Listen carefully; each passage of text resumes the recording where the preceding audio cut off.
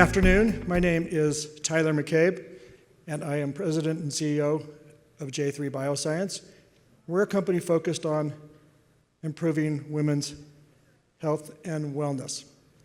We're also the company that has come up with a product we'll talk a little bit about during this 5-minute period, and it is called Live Ring.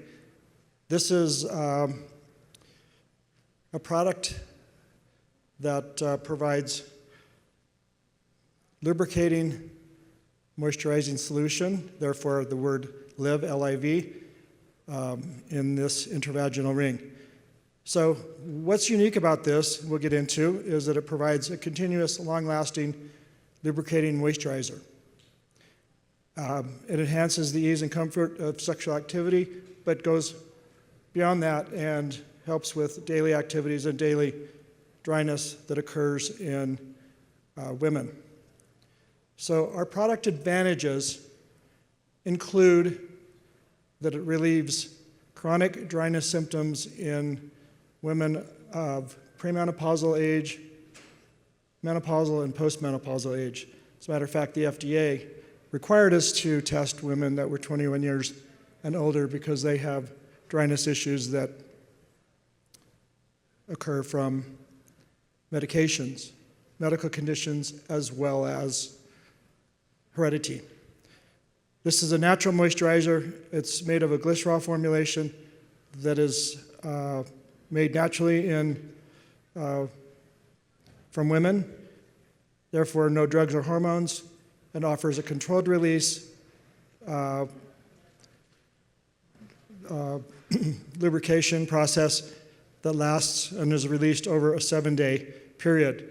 It is another attribute is it easy to self-insert and remove, augments the body's natural lubrication, as I mentioned before, allows for spontaneity, and the nice thing is for the company, it's protected by issued patents and FDA cleared and available over the counter on the market today.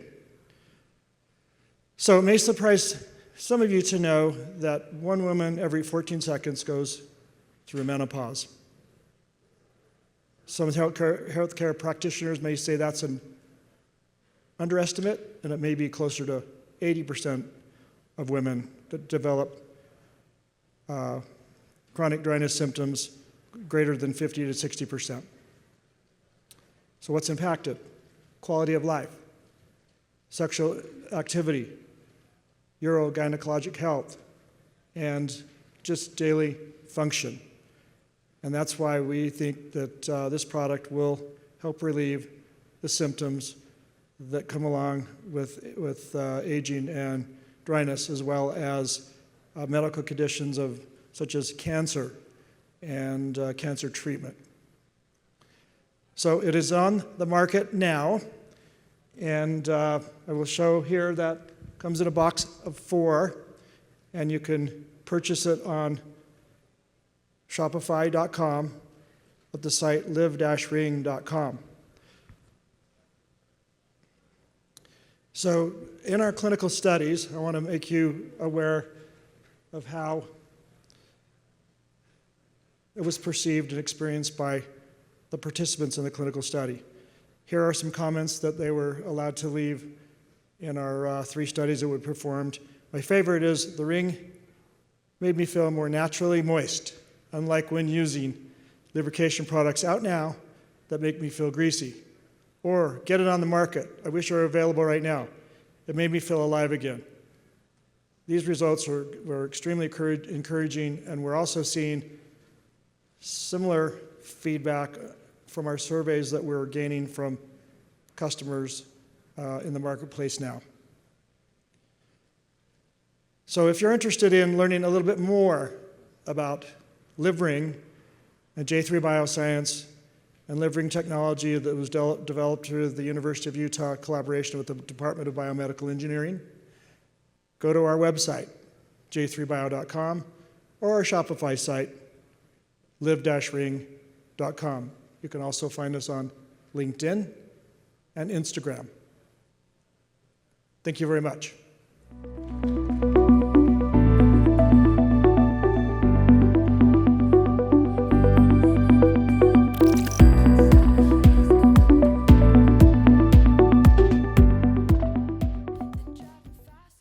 So Tyler was so important, he got to do this all by himself. But we figured we'd come up and give him a little bit of support. So great job. So thanks to Bio Utah, and congratulations to Kelvin and to all of Bio Utah and to BioHive on reinvigorating the Utah life sciences community. My name is Michael Paul, CEO of MARABio, and I'm really excited to be back in the Utah community to talk about our groundbreaking discoveries, transforming the lives of women and children. So if you would think with me for a minute, let's see if we can get those to go. Imagine with me for a minute that the health of a woman's immune system, we're talking a lot about immune system here today, woman's immune system during pregnancy can change the way her child's brain develops. And also imagine with me for a minute, what if we can predict which children would be affected by autism? So why is predicting autism important? Because it matters. Okay, first of all, autism is a neurodevelopmental disorder that masquerades as a behavioral disorder, but it's caused by biological differences in the brain during the first and second trimesters during pregnancy. I want you to keep that in mind. Autism is very common. 1 in 20 children are expected to be born with autism by the end of this decade. That's a 700% increase in the last 30 years. And today it's more common than childhood cancer and diabetes. Autism is also very severe. 25%, 27% of children diagnosed with autism have profound autism. That's autism with intellectual disability. That's an IQ less than 50. This is not a behavioral disorder. This is a neurodevelopmental disorder, and it's very costly. Okay, over $7 trillion impact on society in this decade on families, employers, patients is unsustainable unless we bend the curve of this rising trend in prevalence.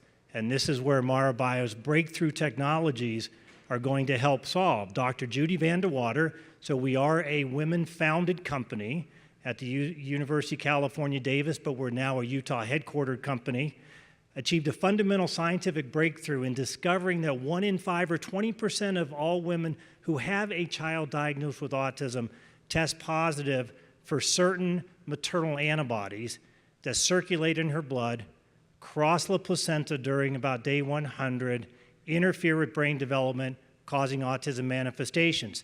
MARA stands for maternal autoantibody-related autism, and our proprietary test is 99% accurate in determining if a mother tests positive for these antibodies, then her child would be diagnosed with autism, 99%.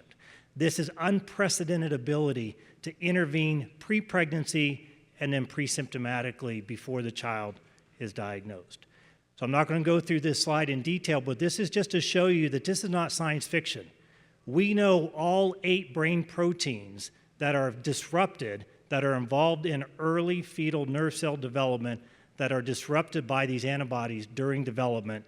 Specific patterns of these antibodies cause the more profound subtype of autism that I just told you about. And these are not biomarkers. These are causal. These have been reproduced. The autism phenotype has been reproduced in 3 different animal models.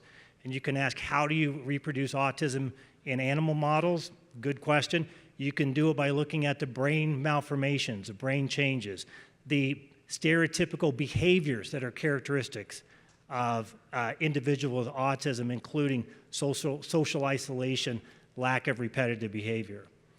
But our goal is not just to test. Our goal is to also treat. This is a precision immunology platform to treat mothers and to prevent this subtype of autism. On the left-hand side of your screen is a normal biological process that occurs during all pregnancies in which antibodies are transported by the neonatal FC receptor, called the FcRn, transported across the placenta to give the baby passive immunity. If, unfortunately, the mother has autoantibodies, like we hear a lot about today, the increase in autoimmune disease, those antibodies also cross over and can cause harm to the developing fetus, such as things like hemolytic disease of the fetus and newborn, and also the maternal autoantibody-related autism. On the right-hand side of the slide shows a new emerging biological class of therapeutic antibodies called the FcRn antagonist that can block that transmission during pregnancy and prevent these type of maternal autoimmune conditions, including Mara. Companies with these assets are very valuable. J&J bought one of these molecules for $6.5 billion that's now shown to be safe and effective in phase 3 clinical trials in preventing maternal fetal autoimmune conditions. So this is going to position MARABio uniquely within the precision medicine market. There's a lot of successes in oncology. You may have seen the recent $10 billion acquisition of Prometheus by Merck when you have a test, a treatment, and data. But we stand alone in the autoimmune-related neurodevelopmental disorders. This is going to be our niche. So we just closed a $19 million round of financing. If you couldn't tell before, I'll be very clear. I am pitching because we have another $5 million that we'd like to raise as part of this round. We got a great team. The team collectively has successfully launched 75 products in the therapeutic and diagnostic space. Collectively, we've raised over $270 million across all stages of company development, from startup to commercialization to multiple successful exits. And collectively, we have helped 500 million individuals get insurance coverage to pay for their healthcare tests and treatments. So as a startup company, you need a very clear reason why you exist. The reason why MARABio exists is a world in which the most severe effects of autism do not exist. Thank you.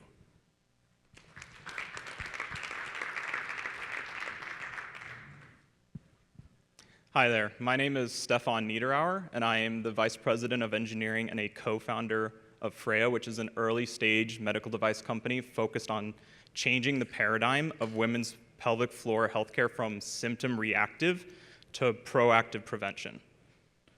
So those of you who are not familiar, the pelvic floor is a set of muscles, ligaments, and other connective tissues that line the bottom of the abdominal cavity. And through various natural processes such as aging, hormonal changes with menopause, but primarily through childbirth, these muscles can become damaged or injured, resulting in poor support and symptoms of urinary incontinence, pelvic organ prolapse, but also pain. And this is a huge problem that affects 1 out of every 4 women. And interestingly, just before this session, I put out a poll question asking if people knew anybody who could benefit from pelvic floor therapies, and over half the respondents said no, showing that a lot of people don't recognize that this is an issue, and it's something that really does need to be solved as a hidden epidemic. Fortunately, there is a very effective and low-risk treatment, which is pelvic floor physical therapy. The primary issue that we're seeing in the current healthcare paradigm is accessibility to that therapy.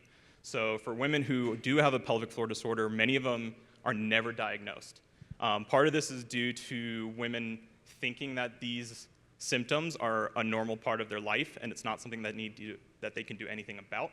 But also primary care physicians' inability to diagnose these disorders early. But then for the women who are referred to therapy, over half of them never actually enroll in therapy because there's a huge undersupply in pelvic floor physical therapists here in the US. And then furthermore, women who do enroll in therapy, less than half of them actually complete that therapy. One of the primary reasons for this is the time commitment with going to a clinic every week for 12 weeks or more to complete your therapy. But also a lot of them have a dissatisfaction with their perceived progress, exiting therapy before they actually reach their milestone of symptom resolution. So at Freyya, we're developing the world's first wearable pelvic floor monitoring device. And what I mean by wearable is this device is purely designed to be used during activities that incite these symptoms. And this really gives us unique insight into pelvic floor function and addresses a lot of the accessibility issues that I just noted. So being able to give women an insight into their progress can help motivate them to continue therapy and actually reach symptom resolution. But pairing this device with an app also allows for women to do this therapy remotely. So they no longer have to go into the clinic, they can do it from the comfort of their own home. But what we really see the major value in this technology is the data that we're collecting from it.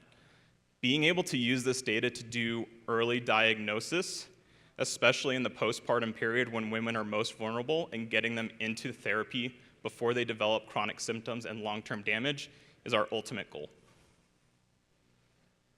So while I don't have a lot of time today to go into the exact details of how we want to affect this change, what I do want to leave you with is this, that there's a huge market opportunity here in the United States with 177 million women who could benefit from this therapy.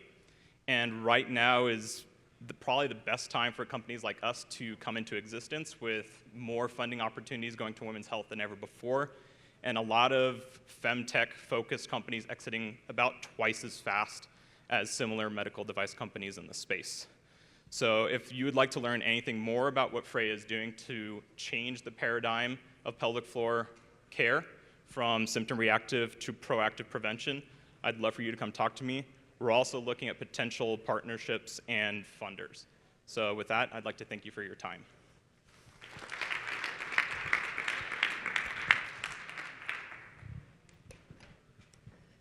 You left me with a lot of extra time. It's an honor to be up here on the stage with these companies. They're doing some pretty incredible things in women's health care. My name is Britt Shirley. I'm a senior neonatal product manager with Utah Medical Products. I've been there nearly 20 years. So it's not quite as new as some of the things we've heard about, but I thought I'd start with our mission statement. So Utah Medical Products was founded in 1978, and we have a particular interest in healthcare for women and their babies. And so we develop, manufacture, and market specialty medical devices that are recognized as kind of the gold standard in their industry. We focus on long-term optimal care and decreasing total overall cost of care.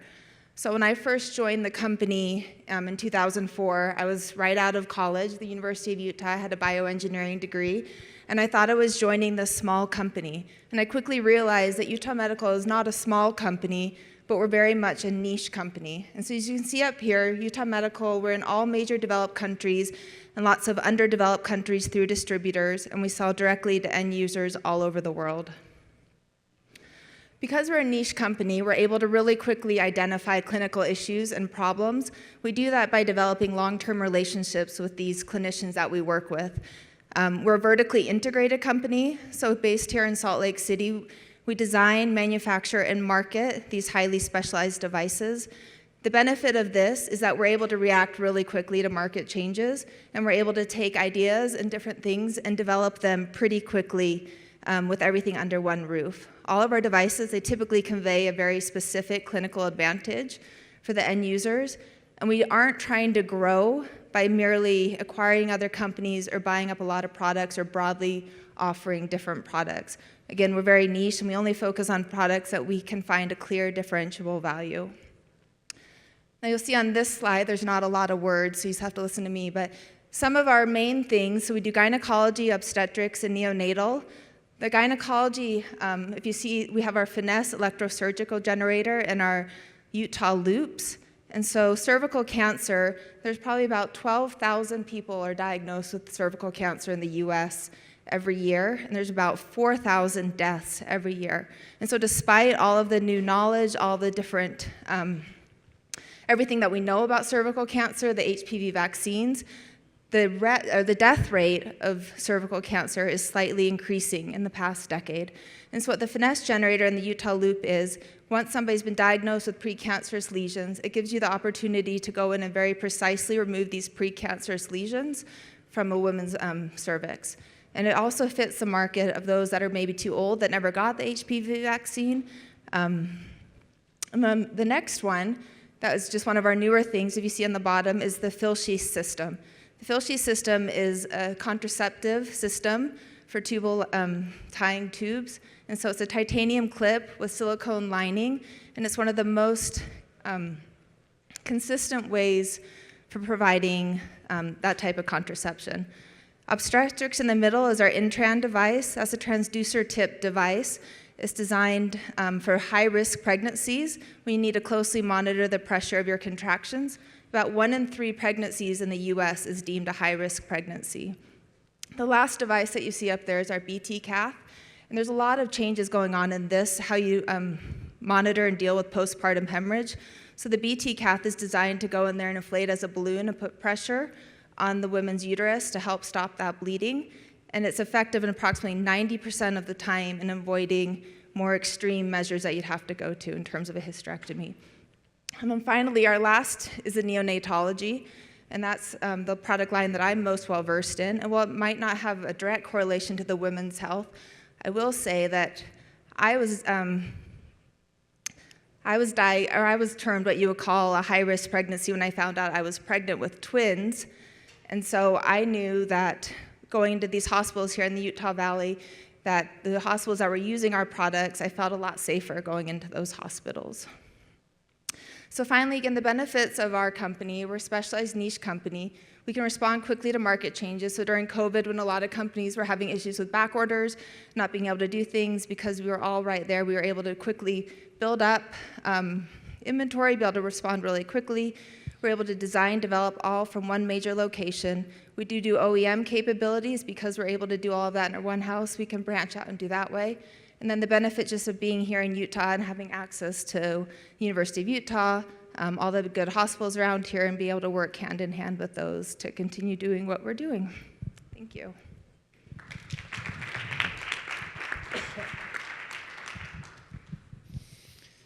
Hey there, I'm Rohit Gupta. I'm the CEO of Metrodora Institute. We are a medical and research facility based out of West Valley City, so just down the road from here. Our focus is on chronic conditions, complex chronic conditions actually, that often are triggered by some sort of trauma or infectious disease or other dysfunction that leads to immunological, as we've heard a lot today of, neurological or gastro issues. Personally, I will just say this much. This is really near and dear to my heart because my own wife and daughter have been on their own medical odysseys for the last 2 decades. And what do I mean by medical odyssey? It means that a lot of these women in this space, nearly 85% nationally, are not able to get a proper diagnosis in this space, or they have mismanaged care. And a lot of the reasoning behind this is the fragmentation, the lack of standardization, and gender bias present in much of the data sets that are available. And these are the contributors to the problem that we're seeing now as we bring in new tools like AI, generative AI in particular.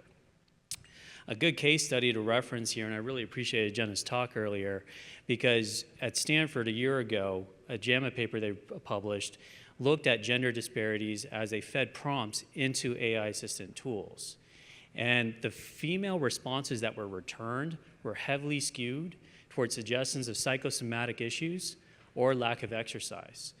This is not the right way to address women's health. So Metrodora right now is working to shift this paradigm.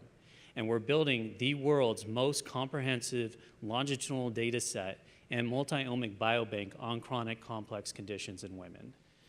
This is already fueling a lot of great partnerships with advocacy groups, as well as a lot of biotech and pharma groups who are now leveraging our institute to bring new diagnostics and therapeutics to patients.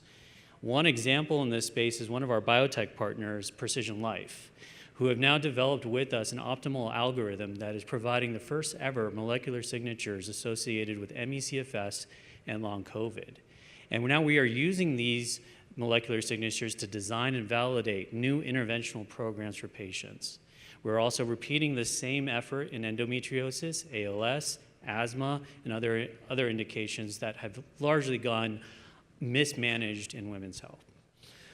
We are a young institute, and we're evolving. And as we continue to see our footprint here in Utah grow, we are realizing very quickly we are becoming a global hub for patients, scientists, and a lot of these industry partners that really want to move the needle in women's health. Thank you.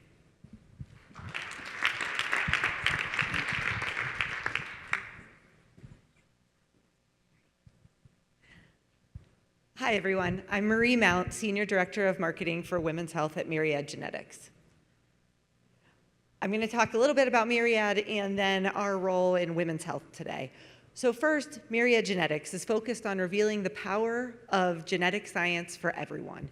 As we think about our mission as a company, we're looking to advance the health and well-being for all, empowering every individual by revealing the answers inside of each of us. So it's really about individualized and personalized genetic insights that enable patients and providers to make the best healthcare choices. We do this in a way that fits with our values, being collaborative, innovative, inclusive, caring, and committed. And by working in this manner together, we believe we'll bring the best results forward. So what is Myriad, and how does women's health fit within this? We have a diversified portfolio offering. So first and foremost, women's health, which I will talk about more on another slide as well, are the products in the middle, in the front row. MyRisk, Foresight, Prequel, and Sneak Peek. We're a leader in health and wellness with best-in-class genetic insights for women of all ancestries throughout the reproductive and hereditary cancer risk assessment. We also have an oncology business unit that's focused on clarifying cancer treatment with genetic insights, and a pharmacogenomic business unit that's focused on using genetic insights to help providers understand how their patients will metabolize medications. Beyond that, Myriad has been around for a while, over 30 years of scientific and commercial achievements, over 1,000 scientific publications and counting.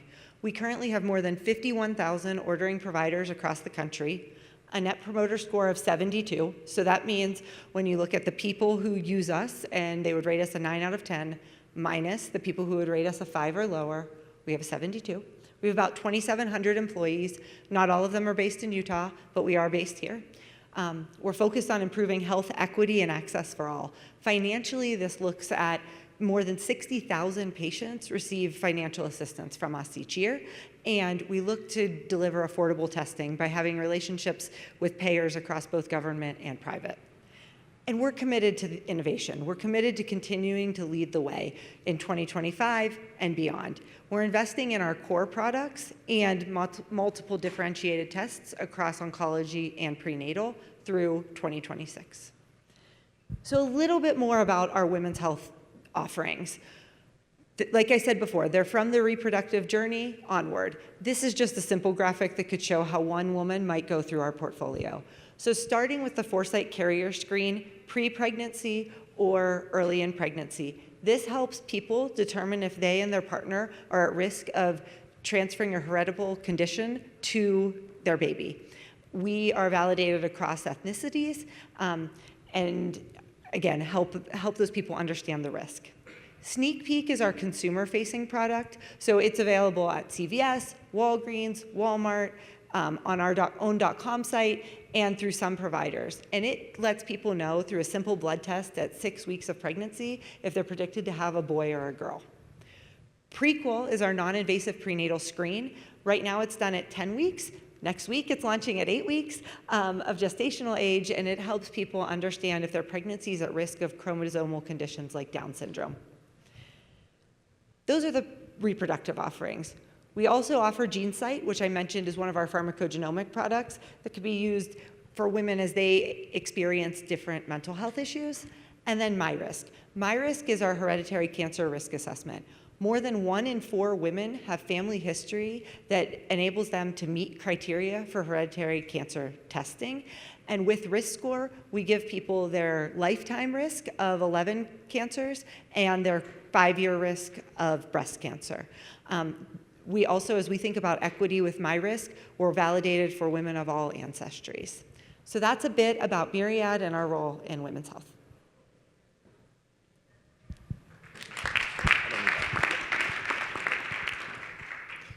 Hello, my name's Kyle Ray. I'm filling in for Angie Fox today, who unfortunately is sick and cannot be here. I'm the marketing director at Sera Prognostics. We're a local proteomic laboratory based in Salt Lake City, and we're focused on pregnancy tests, diagnostics, and prognostics. And about 4 years ago, when I interviewed at Sera Prognostics, my manager, he said, imagine if the best tool that a cardiologist had today to predict if you're at risk for a heart attack was whether or not you had a previous heart attack. That'd be a pretty significant missed opportunity to prevent a life-threatening event. But today, OBGYNs, the best tools that they have to predict preterm birth, which is a life-threatening event, is whether or not you've had a previous preterm birth. There's a huge diagnostic gap in our ability to identify high-risk pregnancies. And every company exists to solve a problem, and we're focused on providing insights into pregnancy care early enough to do something about it and improve outcomes. The first complication that we're focused on is preterm birth. So that's when someone has a delivery before 37 weeks of gestation. And this is actually one of the biggest risks to a pregnancy and the health of the baby. The prevalence is about 1 in 10 pregnancies. So it's a lot more common than a lot of people think. And it attributes to 34% of newborn death. It leads to longer stays in the NICU. It leads to lifetime complications for the baby, and that translates into significant healthcare costs. On average, every year, preterm birth leads to about $26 billion in expenditures. So the way that preterm was developed, it's our first commercially available product, was this identification of 2 proteins that can be tested in a blood sample early in the pregnancy. Our lab in Salt Lake City validated this product, and what it allows an OBGYN or an MFM to do is identify a higher risk pregnancy in the first to second trimester early enough so they can do something about it. What I love about Sera Prognostics is they go above and beyond just a tool that can identify patients at higher risk, but invests in clinical trials that show, can we target these patients with interventions to improve outcomes? So this year we published the AVERT preterm study, and what it showed is that if you take higher risk patients with the preterm test and target them with low dose aspirin, progesterone supplementation, and an additional call from a nurse each week, we can reduce the time that the baby spends on average in the NICU by 1 week and reduce severe morbidity and mortality by 18%. When you look at the earliest pregnancies, so those who deliver before 32 weeks, we can reduce on average the time the baby spends in the NICU by 1 month. So really significant and promising improvements that we're already publishing. We have another study that we're really excited to show early next year that has about 19 sites from across the study and a few thousand patients looking at that same intervention bundle that will really hopefully show with strong evidence that we can identify higher risk pregnancies early and do something about it by targeting them with interventions. So that's our first commercially available product that we have today, and we actually have a large biobank of additional protein analytes and outcomes that we can predict. So we can do blood-based tests to predict with more accuracy what your due date is, if you're at higher risk for preeclampsia, gestational diabetes, or gestational hypertension. So a lot of exciting things that we can do with more insights early in the pregnancy, and we're excited for things to come, and yeah, thanks for having us today. Just kidding. All right, you outsmarted us. My name is Michael Daly. I'm the Director of Global Marketing for Labary OB. Excited to be here today, and thank you all for being here in attendance. So I'm going to introduce who Labary is and then who Labary OB is and walk through some of the products that we offer in our portfolio. So Labary OB as an entity is fairly new. We were acquired by Labary in 2020. Prior to that, we were a company called Clinical Innovations based here in Salt Lake City, Utah. And Clinical Innovations was founded in 1993 and then launched their first product in 1994. And that company was co-founded by Dean Wallace, who received the Lifetime Achievement Award earlier today. So kind of small world. And I think he also was at Utah Medical, so really small world as well. But Clinical Innovations was one of the largest manufacturers and marketers of women's health devices, so primarily labor and delivery, gynecology, and neonatal space. We were acquired, like I said, in 2020 by Labary. And Labary traditionally was a urology company, but expanded into women's health with the acquisition of Clinical Innovations. And today we're known as Labary OB. And so I want to introduce our mission. And our mission at Labary is that we believe great healthcare is an essential safeguard of human dignity. And what that means specific to the Women's Health Division, which is headquartered here, is that we help mothers and babies have safe deliveries. And so since 1994, with the first product that was launched into the market, we've sold, this is about 12 months ago, so we've sold over 80 million products into the world to help moms and babies go home. That's about a product once every 3 seconds that's being used to help a mom have a safe delivery. And as I said, that our mission is to help every mother and every newborn go home healthy. So I'll talk a little bit about the portfolio that we have. We have 10 products that we sell across labor and delivery, neonatal, and gynecology. The first product that you see there on the far left is in the antepartum space. So it's a rupture of membrane test that looks for 2 proteins that would be present in the amniotic fluid, and that would tell you that mom is having a rupture of membranes, or what we would call her water breaking. And so like in the movies, you see this big gush of water. Typically, that's not the case. Typically, you'll have these micro leaks, and what can happen is mom can then be susceptible to getting a fever, to infection, and that can lead to harm for both mom and baby. And so this test looks for those 2 proteins. The next 2 products are our flagship products. It's Kiwi and Koala. So Koala is an intrauterine pressure catheter that looks and measures the pressure inside of the uterus during an act of labor. And then Kiwi is a vacuum-assisted delivery device. Those 2 products have about a 90 to 95% market share globally in the markets that we sell into, and really are the products that we're most known by. The next 2 products treat what is really an epidemic, and that is higher BMI. And so we have Traxi and Abby, and Traxi is an intraoperative panniculus retractor. It's used to retract excessive tissue during C-sections. And then Abby is used post-operatively for the same function. The next 4 products are in our neonatal space. Lifebow was a product that we added to our portfolio recently in acquisition out of the Stanford Biodesign program, and it's an umbilical catheter securement device. And then the next 3 products, Baby Lance, Sweetums, and Boogie Baby, are all used in the neonatal space. Baby Lance is a heel lancet. Sweetums is a 24% sucrose that is used during painful procedures, and Boogie Baby is a nasal and oral aspirator. And finally, the last product in our portfolio is the Clearview, which is a uterine manipulator used in laparoscopic surgeries in GYN practices. And so we're sold in 80 different countries worldwide. I mentioned our flagship products, Koala and Kiwi, and then we sell about 35,000 products around the world per day. So that's LaBrio OB, and thank you for being here.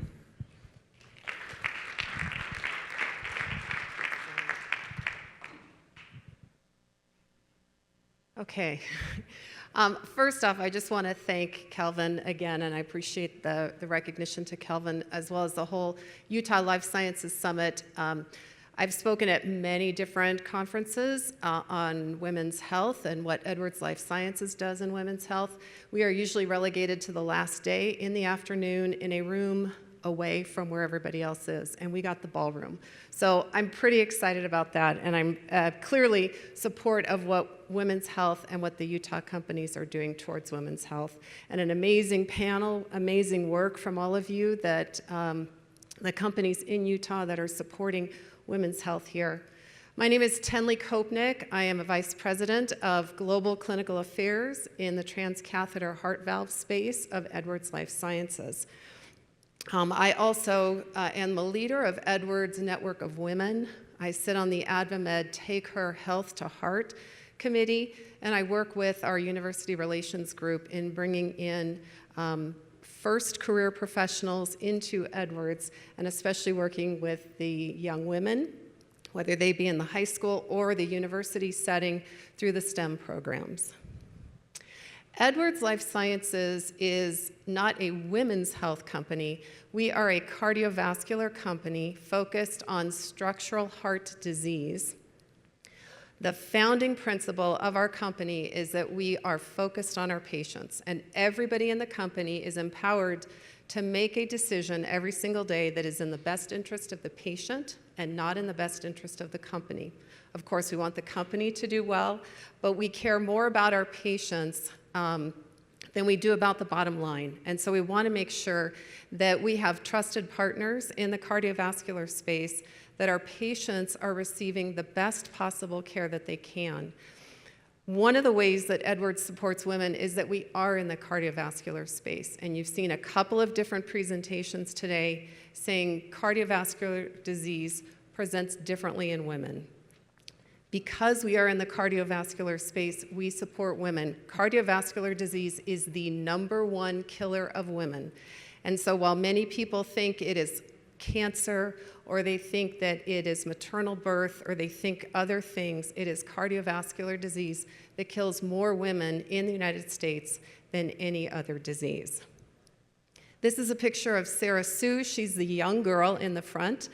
We typically treat older individuals, 65 years and older. Sarah Sue received one of our pulmonic valves. This is her parents there, and this is her with her sewer, the woman who actually sewed the valve that is implanted in Sarah Sue's heart.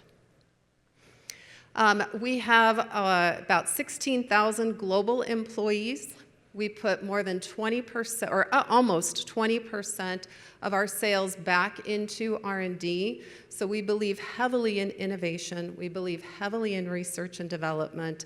I am in the clinical trials space, so I am constantly looking at ways to get heart valves and get to the patient to ensure that we are treating women, men, all races, all ethnicities, all ages, so that we can get life-saving treatment to people in need.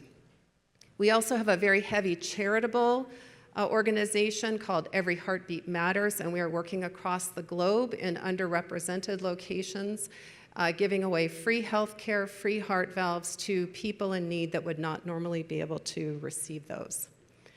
We're located around the globe. We have an office here in Draper, Utah. It has about 1,250 employees in it. Within that facility, it's primarily manufacturing. About 2/3 of the employees are women, and about 50% of the leadership is women in that particular facility. We have women leaders across the organization at all different levels. So we are supporting women's health through being exemplary representatives of what women do in this world. I took apart, tried to segregate here, and this is only an example of what Edwards is doing in women, for women and in the women's health space, looking at what we are doing kind of from a corporate perspective, how we work with our external collaborators, and then ways that we really get down to get health care to women, especially in the research space. So I mentioned we have a number of female leaders within the organization. It is about a 50-50 split across the organization. We have our Edwards Network of Women, and that is a group whose mission it is to ensure that we are delivering health care in an appropriate way to women, because how women receive health care, and we've heard about biases, or we've heard about women aren't being listened to, there is an absolute need to be thinking about how we treat women, diagnose women, listen to women, and get women into the healthcare system. And Edwards Network of Women is there to support women across the professional spectrum, but also at the patient level. But we have Patient Day, which is one of the very exciting things that we do, and we do it at many of our offices across the globe. We invite patients in, and it is a day for us to turn the tables, where we sit and we listen to patients. What's important to them? What has made a difference in their journey, in their cardiovascular journey, and how can we better support them as they go through their life? It is transformational medicine that we are providing to these patients. When we have those patients come in, we ensure that we have representation from young. Sarah Sue was one of our women, as well as older. We have men, we have women. We are doing everything we can to listen to the whole spectrum of the patient. We externally, as I mentioned, I work with AdvaMed or sit on one of their committees. I've spoken at MedTech meetings. We work closely with FDA with their guidance documentation that has come out. We're working with our global regulators, and then we also have a number of societies that we're working with, especially working with women physicians to get them into leadership positions to help build that trust that they need between the patient and the provider. And lastly, we have a very large, more than 100 individuals from across our Edwards organization are participating in our diversity action plans and how we get that out to ensure that all of our trials are having representative participation from women from different races, ethnicities, age, et cetera, as well as we've got specific trials. And Anula, I appreciate you mentioning that earlier, that we are the only company that has done a women's only structural heart disease clinical trial looking at how does our valve work in women. What do we need to learn from this? And it's only the beginning of many. So with that, I really do appreciate the opportunity. And I'll end with, Edwards truly believes that every day it is the patient that matters and life is now. Thank you.